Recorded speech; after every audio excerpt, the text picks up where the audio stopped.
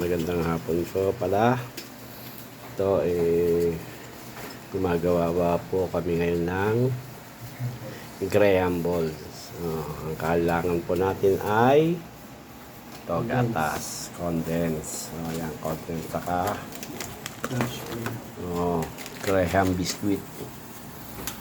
Yan. Yan, tapos siyempre ayan na po yung finished product namin. Ayan. Ayan. Sinudurog lang muna na ganyan. Ayan po, ayan po yung yung actual na paggagawa. Ayan. Kaya pag gusto nyo po ng Graham ball po, order na po kayo. PM lang po si Lebron. Saka syempre yung may video na masarap po, subukan nyo.